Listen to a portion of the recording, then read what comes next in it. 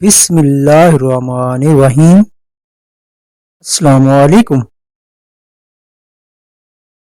حضرت حبیب اجمی رحمۃ اللہ علیہ کے بارے میں کہا جاتا ہے کہ 7 سال تک آپ کا نفس بھنا ہوا گوشت کھانے کی خواہش کرتا رہا مگر آپ نے نہ کھایا۔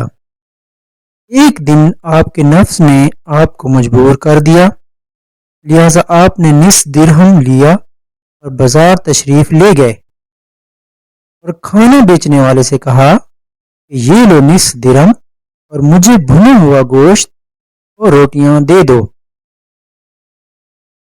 آپ نے گوشت اور روٹیاں لی، انہیں اپنے کپڑوں میں چھپایا اور واپس گھر کی طرف چل دیے۔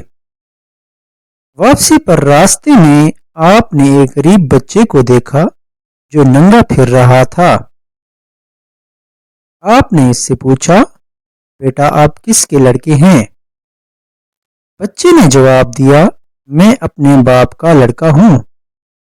آپ نے پھر پوچھا، تمہارے والد کا نام کیا ہے؟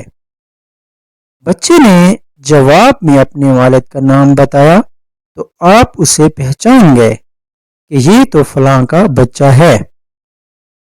آپ کو اس بچے پر ترس آیا، فرمانے لگے، بیٹا اس وقت میرے پاس اور تو کچھ نہیں، یہ تھوڑا سا کھانا ہے، یہ تم لے لو۔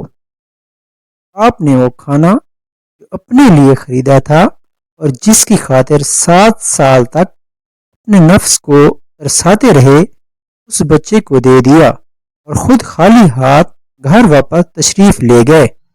جزاکم اللہ۔ پلیز چینل کو لائک اور سبسکرائب کر لیں۔